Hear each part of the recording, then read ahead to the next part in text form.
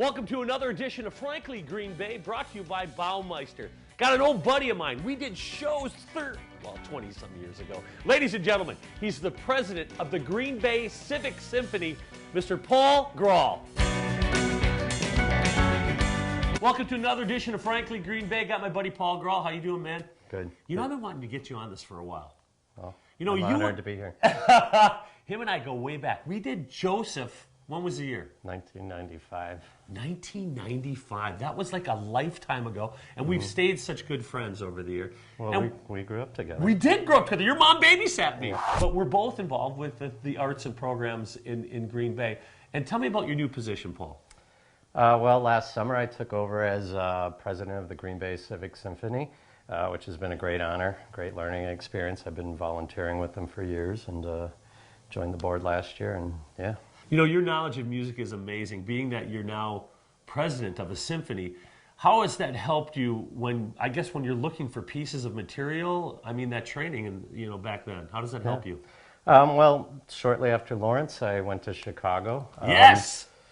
Because at the time, I just didn't think Green Bay was, you know, where I wanted to be. But one of my first jobs was an internship with Chicago Chamber Orchestra. Okay. So even though I wasn't good enough to be a professional musician, I just loved being surrounded by them, watching the rehearsal process, and just being part of that final product. So years later, I moved back to Green Bay about 13 years ago, and the first thing I fell in love with was the fact that all these people that I knew who had day jobs could have a career, but also perform in this community. Now that you're the new prez, what do you see the future with the Green Bay Civic Symphony?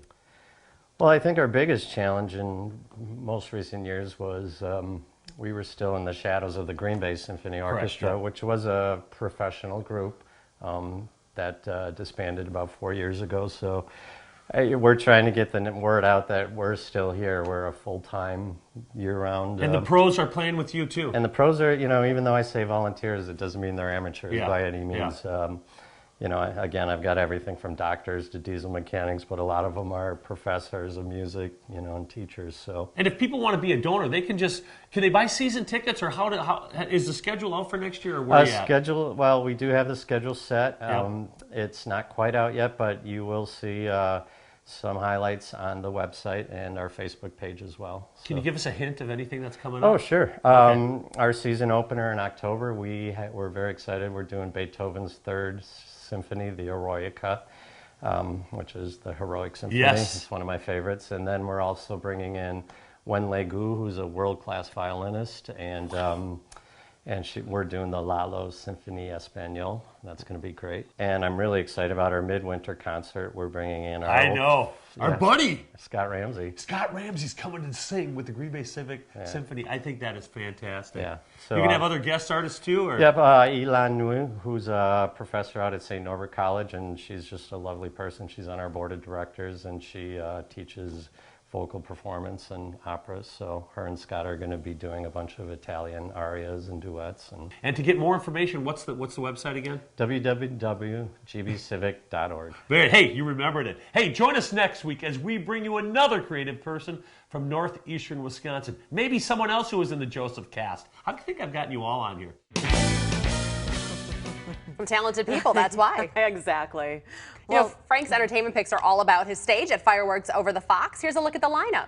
At 1 o'clock, it's Floral Friday. That's originals indie pop. At 2:30, it's Gray and Arbrail. That's hip hop and rap. And at 3, Gary plays Top 40 Rock. Then at 5, Wide Right Turns, also rock. And at 7, it's Let Me Be Frank Productions. We all know what they do, good 70s and 80s pop.